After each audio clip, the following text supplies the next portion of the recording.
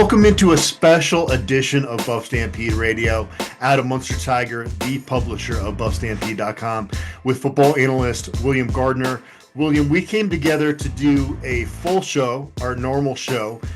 There's just is so much transfer portal news coming out here today in recent days. So we're going to have a shorter show right now talking about a couple of the headliners that have committed to the Buffaloes so far as transfers, and then we'll get into our regular show tomorrow on Thursday. We're recording this on Wednesday. Who are the headliners in your opinion? Well, I think there's two guys, and the most recent one is just today is Kaidon Salter at quarterback. But you know me, I don't give a rat's backside about those skill guys, those purse carrying Marys at those positions. Man, I want the big man. I want to talk about the big man. Jehiem Oatis. I hope I got that right. Yeah, because that's the kind of defensive tackle that we've been missing. I don't know. I mean, I'm not quite sure how to dive into this, but we talked a lot about Jehiem and how effective he was this season, kind of tying up blockers and stuff. But the one thing we were missing, because there's lots of different ways to look at defensive line. Defensive tackles, you can have them tie up blockers, but then the next level of guys is the guys that get into the backfield and start making plays in the backfield and tackles for losses and things like that.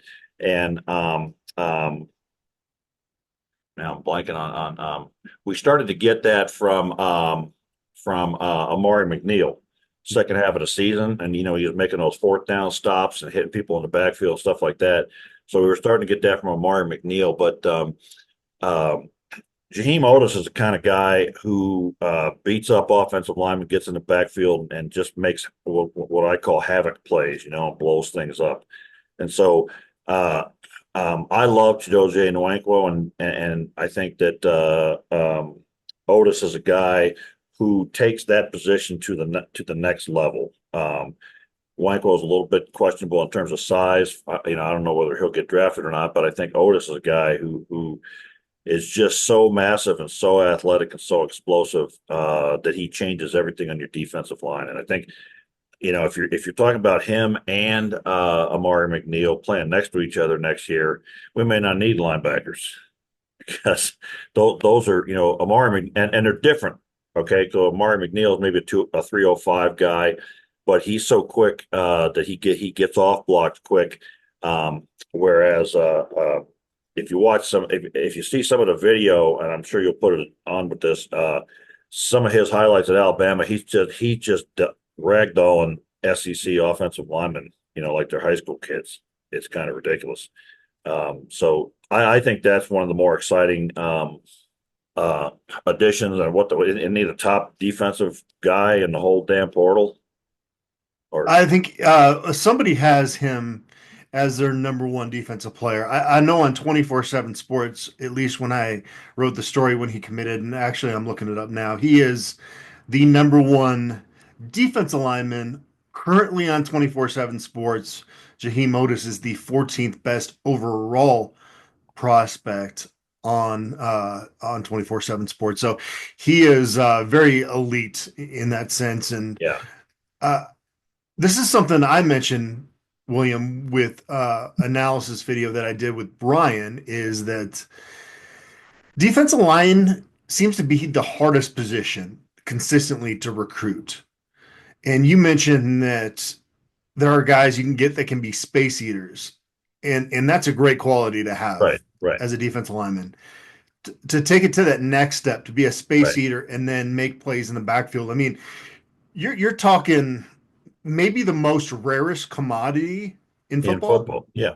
Yep. Well, and that's the thing is that they're hard to find because there ain't many of them. You get that big and that kind of size. I mean, and so you're talking about the difference between a guy who like I think Wanko will play in the NFL for a long time, but will he get drafted? I don't know. But the guys that are getting drafted in the top half of the draft on the defensive line are guys like this guy who blow things up and are getting things done in the backfield and whatever. And those are the kinds of guys. We're a 9-win team right now, maybe a 10-win team. Those are the dudes. These are the dudes you need to get the 10 and 12 win seasons. These guys who can single-handedly blow up a defensive line. So, um, you know, we had concerns about how we're going to replace Jose Winkwo, and frankly, we upgraded, in my view. We upgraded that spot. And I think Amari McNeil's an upgrade over Shane Coates next year. So hard not to be pretty damn excited. And then, we'll talk about him later, but Gabriel Lightfoot is a kind of guy who we've been excited about a defensive line before, but it's like, he's kind of like 2-for-1, we'll throw him in with this other guy. But you just can't overstate the importance of a guy like Jehiem Oatis. And he's going to come in here after playing against SEC offensive linemen. And quite frankly, I don't think that the Big 12 has the same caliber of offensive linemen that he's been playing against. And I think he's going to be even better at this level. So, I love this guy. Now, if we can find a right tackle on offense that's this level guy, we'll be set. Let's talk about Kaidon Salter now, because this is big news that came out today. Yeah, he was a 4-star recruit coming out of high school out of Cedar Hill, Texas, and really had a lot of success playing at Liberty. Yeah. And I view Kaidon Salter as somebody that if he is in the mix as a starting quarterback at Colorado, they're going to run a lot of RPOs through him. It seems like he is kind of that dual threat guy versus Shedeur, which was obviously he wanted to be a pocket passer. And Julian Lewis, I think, wants to as well. He has the capability, kind of like Shedeur, to do that. But Kaidon Salter is a guy that can make things happen with his legs. Yeah, and I think people lost sight of the fact that 4 years ago he was a top 50 in the nation recruit. Went to Tennessee. He didn't get out of Tennessee because he couldn't play. He had a little legal problems before his first season, and they dismissed him. So he's grown up since then, and he's shown that he can compete. He took Liberty to an undefeated season in the Fiesta Bowl, right? So he's gone 21-4, I think, the last 2 years there as their starting quarterback. So he knows how to win and get things done. And then it'll be a question of, can Shermer fit him into an offensive scheme that works for him? But at the very least, it means we don't have to rely on a true freshman to come in. And I think it still remains to be seen how Ryan Staub does in spring and whatever. But this gives us a pretty solid quarterback room, top to bottom, and real competition. And it allows, Juju Lewis to compete, and competition, I still think, makes you better. He'll get to play behind a guy who's played a lot of actual real college football, and I think that will help him learn the game and have less pressure. And you know what, whichever one wins the battle, great, because if you got to play better to earn your playing time, then that makes us better as a team. And I like that. Both of these guys are coming in knowing they got to compete for the position and nothing's being handed to them.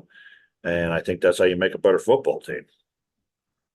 Yeah, I think gone are the days of quarterback playing Boulder like we saw in 2022, right? Oh, and at 21 and 20 and stop me when I hit with a good quarterback. It'd be back in like 2002, right? I mean, the last good quarterback is now the guy on the frickin' TV. Yeah, it's been a rough road. Steven Montez, there's a part of your heart that enjoys what he brought to the Buffs. Cephalufau was a warrior. Cody Hawkins had a few moments. Tyler Hansen as well. But yeah, I mean, you got to go back really to Coy Detmer and Cordell Stewart and to really find that consistent quarterback play at the University of Colorado. Right. And it seems like they are focused on not having that lull again in Boulder, which is nice. Right. And it's crazy. You'd think just by accident, somebody would have come in here and lit things up, because, even Colorado State had 2 guys drafted at the position over the last 20 years. And it's almost like they went out looking for guys that couldn't play. They said, "No, you're too good. We don't want you here." So, I think his addition, and his stats are pretty good. He's played a lot of football and a lot of games, and I think that makes a big difference because, when there's a learning curve for a new kid coming out of high school, no matter how good he is, to see how big and fast and strong and things that people are at this level. So I think this is just all around great. All right, that is our breakdown of Colorado's top 2 transfer commits in this class. William and I are going to be back tomorrow. We're going to have a full show, and we are going to talk about everything from the Heisman Trophy campaign to the Alamo Bowl to the other guys that have joined Colorado through the transfer portal in We're, recent we're, days. we're going to cuss and call people names and, might even bring up the Ducks coach and we're going to find out, what Adam did in New York City that he didn't want to talk about. All right, sounds good. We'll be back tomorrow with a new show. All right, cool. Cut it off there. All right. All right. And do you want to jump right into it? Do you need to use the Yeah. bathroom or anything? Yeah. No, I'm good. Okay, cool. Just All looking at right. these pictures of Otis. Man, that's a big human being. Whew. Damn. All right. We'll lead off with that. That's good. Yeah. 3, 2, 1. Welcome into a new Buff Stampede Radio. Adam Munsterteiger, the publisher of BuffStampede.com, joined again by William Gardner, our football analyst. And William, we did a show yesterday talking about Jehiem Oatis, Colorado's prized defensive line transfer commit, as well as Salter, their quarterback commit in the transfer portal. And you made a comment that Otis, he just looks different, right? Well, I'm just looking at these photos up here, and it's like he's just so massive. It's crazy. It's like he doesn't have a number on his back. He's got an area code on his back. And I saw a picture of him standing next to Warren Sapp, made Warren Sapp look like a little dude. Yeah. So He crazy. he might be first off the bus, right? Yeah, yeah. In Oh, 2025. and I don't know. and I don't know how you you know could we beat that. we've had a lot of first off the bus kind of guys, but most of them ended up looking like Tarzan and playing like Jane. This guy, I think, is the real deal. So we'll see. I wish we could get him in here for next week. As we record this, Colorado has actually, let me pull it up. I think it's 7 now. Transfer commits in this offseason. Eight. Sorry, my apologies. It's been moving fast, and it kind of makes me laugh, Well, William.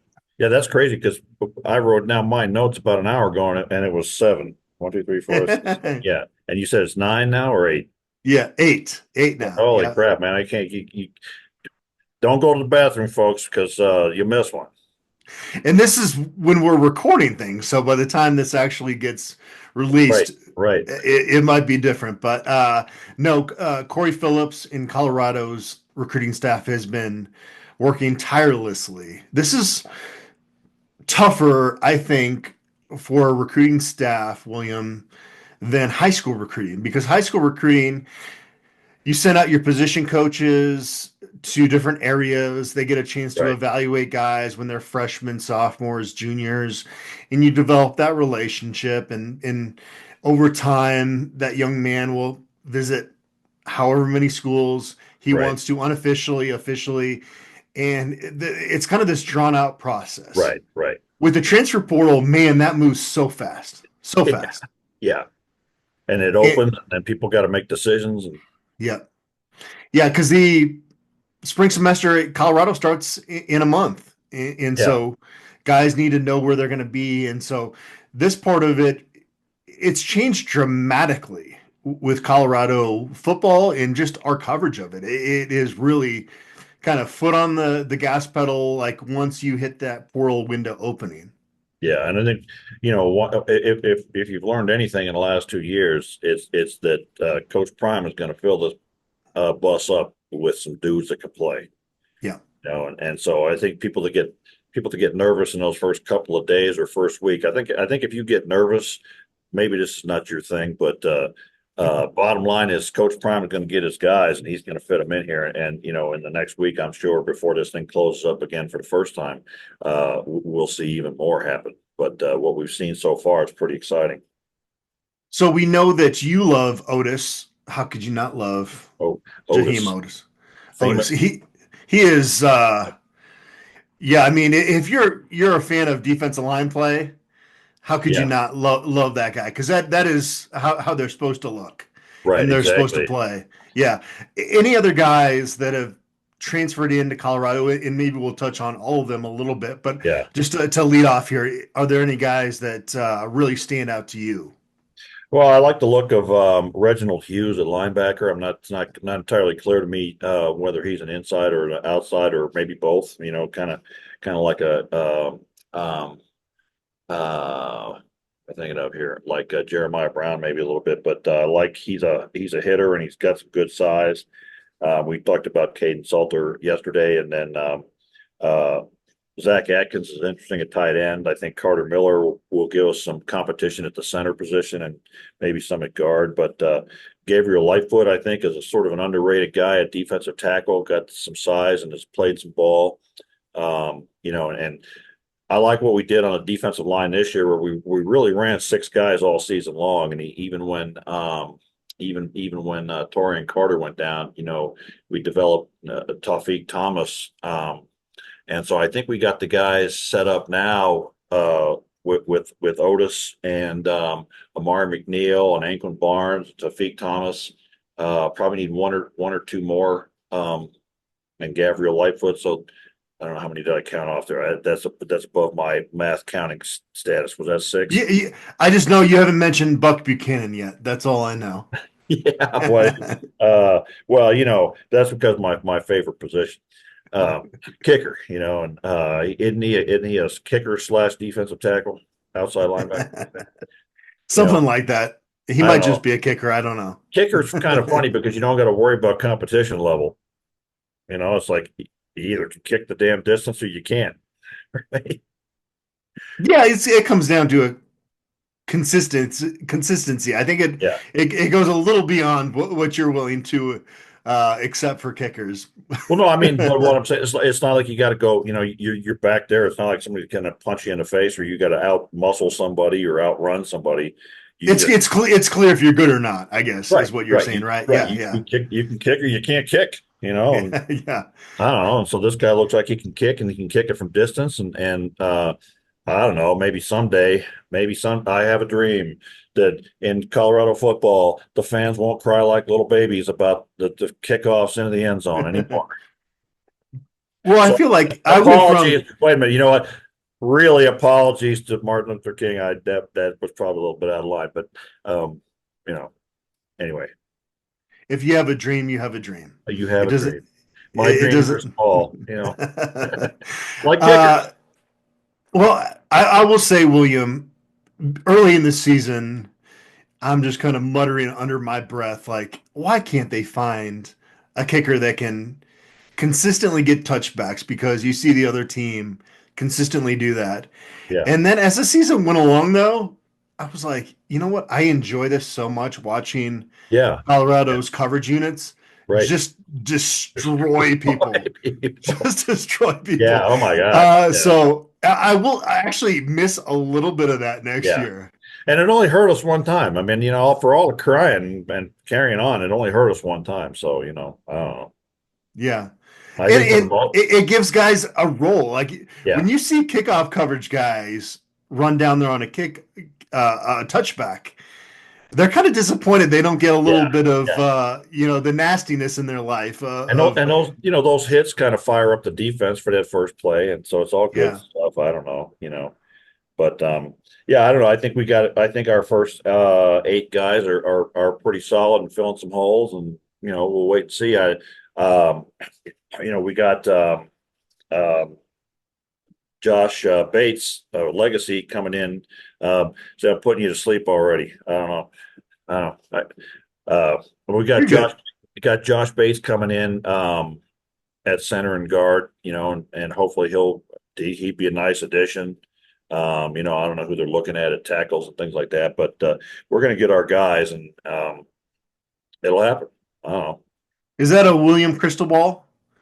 Joshua Uh, Bates? I think he's going to uh, I think he's going to SMU you actually. think? Oh, Yeah. well, that'd be weird. I don't know.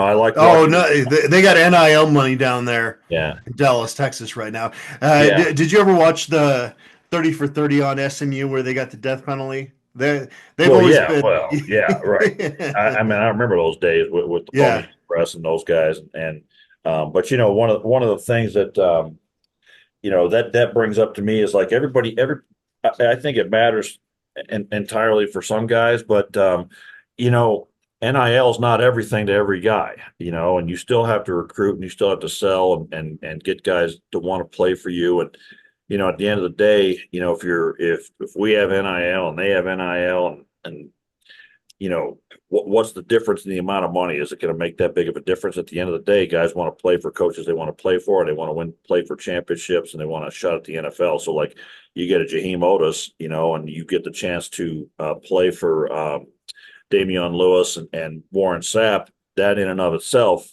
is worth probably more than some of the NIL money.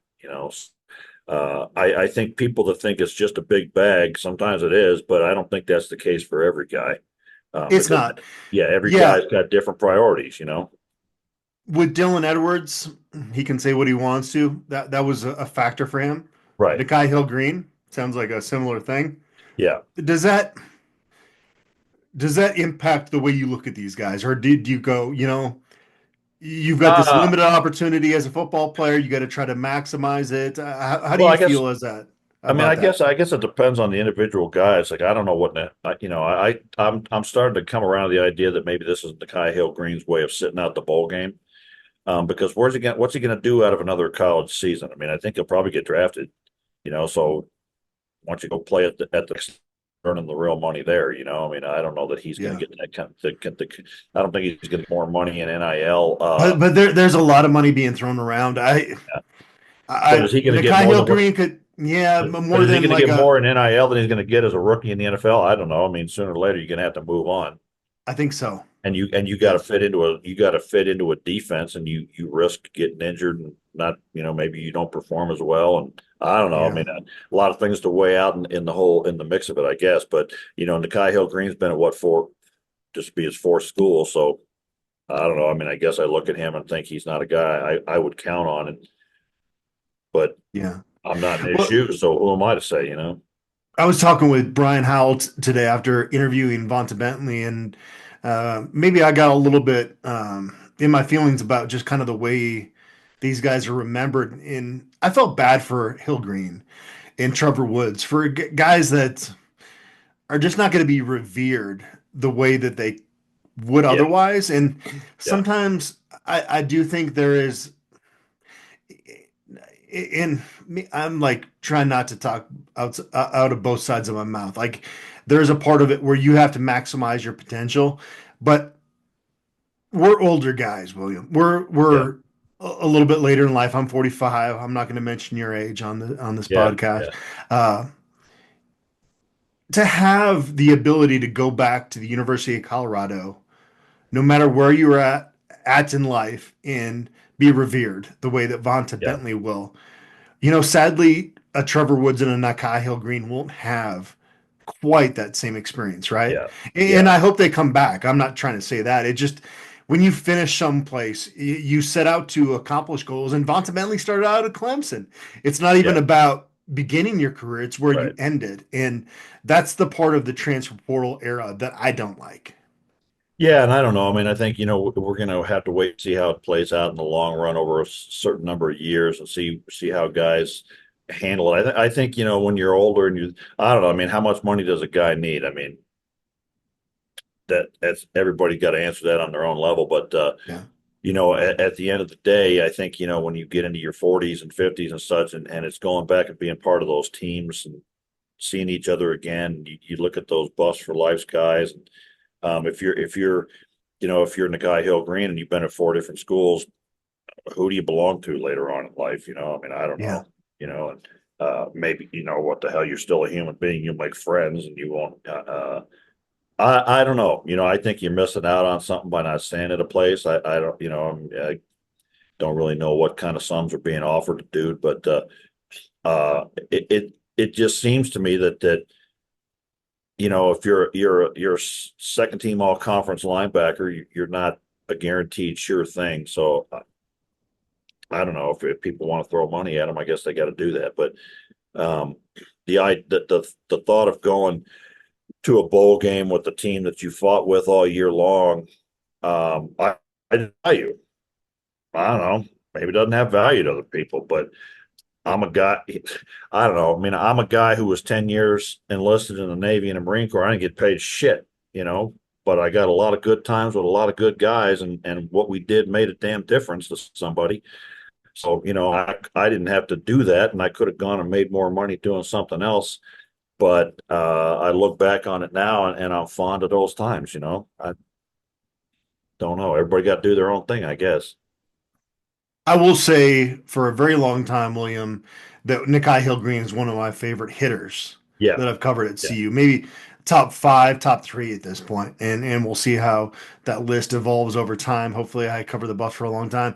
And Trevor Woods would be one of those guys that was very selfless and right, was not scared of a challenge and stood up to that. I got a lot of great things to say about both of those guys, so I right. I do need to mention that as well. It's just Yeah, I would, I look at those two guys as guys that would be revered, yeah, revered yeah. as Colorado If they Buffaloes had they stuck finished around. out. Yeah. Yeah, if they stuck around. And I don't know. Again, maybe that doesn't mean something to them. But I also think that, when you're 20, how old are those guys? 24, 23, I guess. Yeah. You don't really understand how important that is. You just want the money and whatever it is you're going after. And like you said, I look back fondly on my days of hanging out with Abraham Lincoln, right? And all right, not quite that old. Maybe it was U.S. Grant. I don't know. So, but you don't get those kinds of situations. When your football days are done, um, it's hard to find jobs where you have that kind of camaraderie and brotherhood, and you're putting it all on the line together and stuff like that. And you don't get that later in life, and I don't think you value it as much as you should when you're young. I don't know. That's what they Yeah. say. It's wasted on the young, right?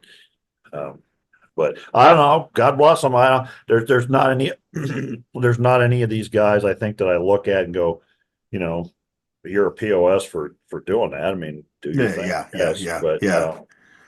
I don't know. Again, like you said, I mean, they're not going to be guys that I think of down the road and go, oh man, you know, and it'll never quite be the same as it was to have a Nate Landman around for 4 years, or something like that. But Yeah. I don't know, Chidozie Wankwo to We me, talked to Draylon Miller today. yeah, That could be yeah, a guy. yeah, yeah, There still are guys like yeah, that. and a guy, It's a little bit more yeah, rare and now. I guess I don't know. I'm again maybe like you said earlier, maybe I'm talking out both sides of my butt, but because like I look at Chidozie Wankwo who spent those years at Houston and came and finished here, and he'll always be one of my buffs, man.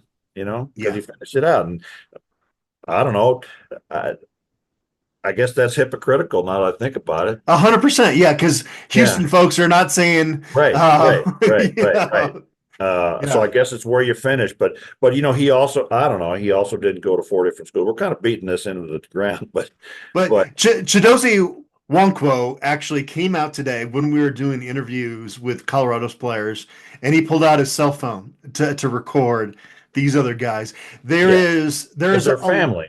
their family. This Yeah. team has bonded so well, and we don't get a ton of exposure in terms of being in practice, but like the little snippets, William, you get with these guys, you just see that love towards each other, Yeah. which Yeah. is chemistry is hard to quantify at times, Yeah.